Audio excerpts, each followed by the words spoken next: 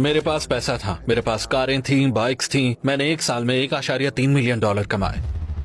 میرا ایک سپلائر تھا، ہمیں $20 ملین کا منشیات کا ایک سودا کرنا تھا. جیسے ہی ہم نے ڈرائیونگ شروع کی وہ مجھے کچھ مشکوک لگا، مگر میں نے توجہ نہیں دی. میرا بیٹا گاڑی سے اترا اور جب اس نے خدا حافظ کہا تو اس نے گن اس کے سینے پر رکھ کر فائر کر دیا. بوم! میرے بیٹے کو شوٹ کر دیا. اپنے بیٹے کو کار کے اندر کھینچا، اس نے کہا بابا، اور پھر میں نے دیکھا اس نے گن میری طرف کر دی. اور پھر میں نے یہ کیا کہ اپنا پاؤں ایکسلریٹر پر جمایا. Boom boom boom boom. مجھے گولی لگی. اسپتال کی جیل سے مجھے مرکزی جیل لے جایا گیا، ایک ہائی سیکیورٹی یاٹلا جیل میں. انہوں نے مجھے جیل کے سزا والے سیکشن میں ڈال دیا. میں قرآن پڑھ رہا تھا اور سورہ آل عمران میں نے پڑھا، ہر روح کو اللہ کی مرضی سے موت آئے گی جس کا ایک وقت معین ہے. جب میں اس جگہ پر پہنچا کہ ہر چیز لکھی ہوئی ہے تو میرے کاندھوں کا بوجھ لمحوں میں اتر گیا. میں بہت خوش تھا.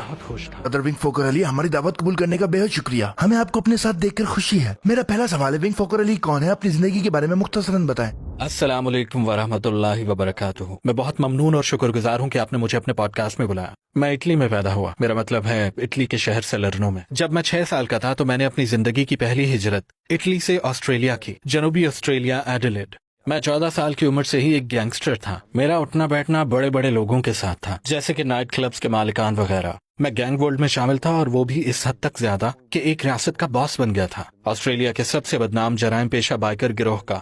میں کئی برسوں تک جرائم میں ملوث رہا، یہاں تک کہ ایک دن میرا سوتیلا بیٹا میرے ہاتھوں میں دم توڑ گیا. اس واقعے کے بعد میں نے اسلام قبول کر لیا. اچھا، اسلام سے پہلے عقیدے کے لحاظ سے آپ کی زندگی کیسی تھی؟ آپ کا کس پر ایمان تھا؟ میں ایک رومن کیتھولک تھا. میرا خدا پر ہمیشہ سے ایمان تھا. میں صلیب بناتا اور عبادت کرتا تھا. ہم صلیبیں پہنا کرتے تھے. شاید آپ یقین نہ کریں مگر مافیا بھی بہت مذہبی تھی. وہ گناہوں کے اقرار کے لیے پادری کے پاس بھی جاتے تھے. کچھ کو احساس جرم بھی تھا، مگر ہم دونوں دنیاؤں کے فائدے پا رہے تھے.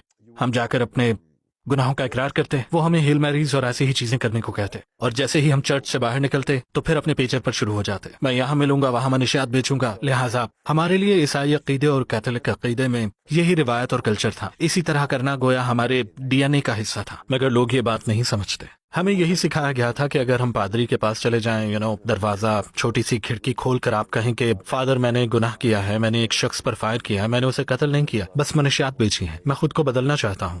میرے بیٹے، تمہارے آنے کا شکریہ. جیزس تم سے پیار کرتے ہیں. 15 ہیل میریز ادا کر لو اور بس یہ کر لو، اور بعض دفعہ ڈبے میں خیرات ڈال دیتے اور اپنا کام ہو جاتا. بس اتنا آسان. کیا آپ کو لگتا تھا کہ آپ کو معافی مل گئی ہے؟